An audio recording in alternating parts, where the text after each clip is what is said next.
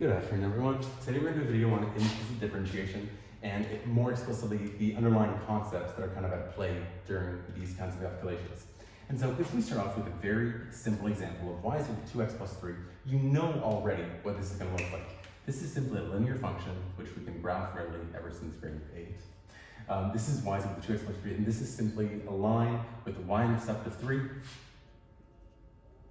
and a slope of 2. So you've seen lines like these for quite some time now if you're in calculus.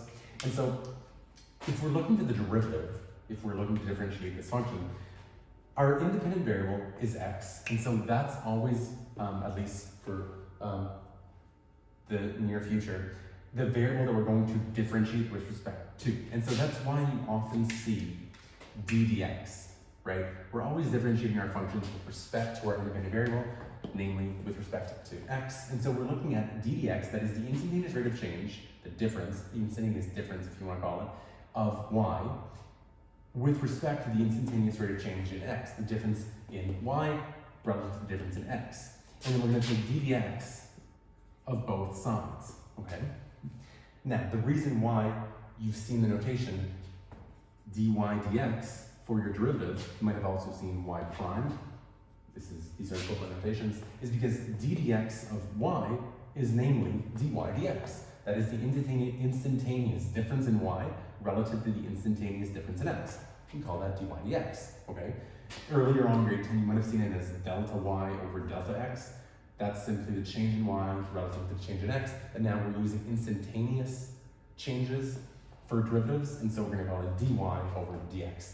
And then d dx of some expression written in terms of x, namely written in terms of the exact variable we're differentiating with respect to, we can simply use our power rule techniques that we've learned earlier on in our calculus course.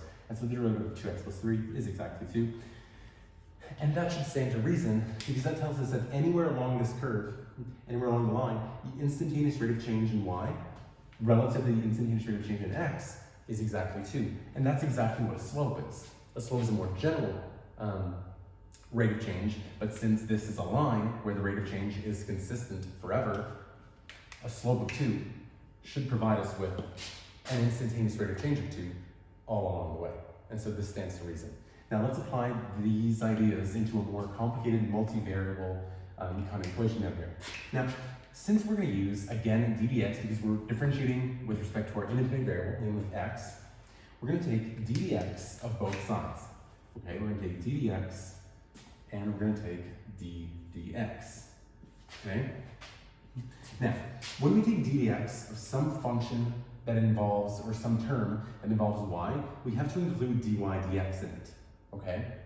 Now, when we differentiate a function that is written in terms of x solely, that is to say, for example, if I give you d dx of x, well, d dx of x is simply the instantaneous difference in x, right, which means dx, relative to the instantaneous difference in x, that is dx again. And so this is simply dx over dx. That means some quantity divided by itself. And we know that any quantity divided by itself always produces a quotient of 1, right? And so d dx for any value, for any function, or any term, always provides a quotient of 1. That's why you never ever see this explicitly written down. We omit it because it's always equal to 1.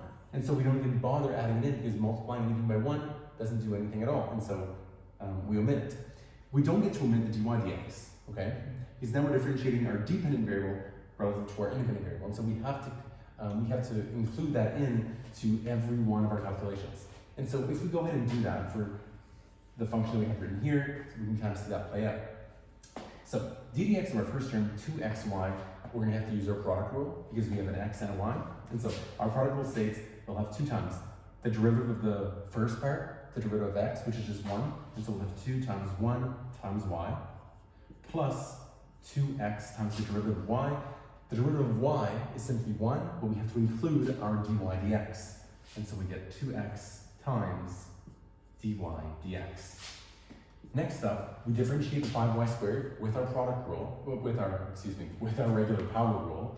So the power rule for 5y squared would be simply 10y, but since y is our dependent variable, and we're differentiating our equation relative to our x, we have to include this dy dx factor, okay?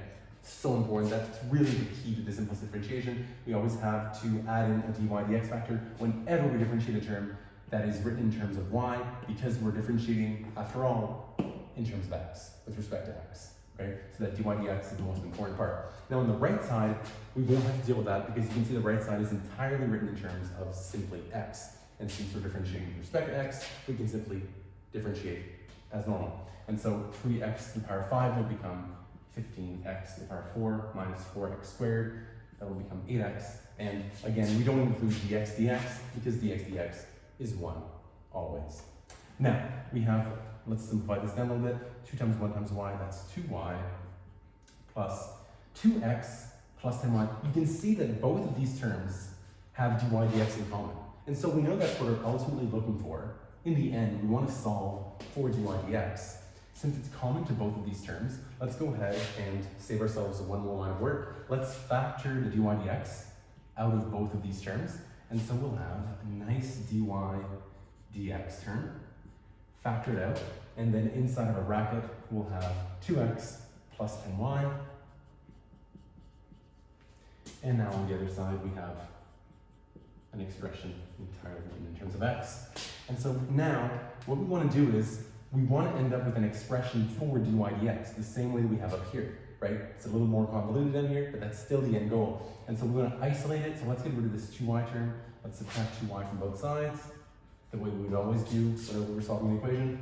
So these two terms will cancel out. So now we'll have dy dx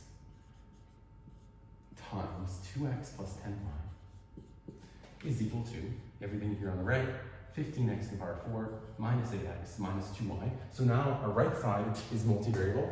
We have x and y's in the same expression, but that's totally okay. This equation was multivariate from the start, and so no issues at all so far. Our goal remains the same. We want to find an expression for dy dx, that is the derivative of our equation, the instantaneous rate of change, written in terms of the two variables that are at play. And so if we want to isolate this term, let's divide through by this entire 2x plus 10y. And our algebra means we always do the exact same thing on both sides. So we divide both sides by 2x plus 10y. And now if you want to follow me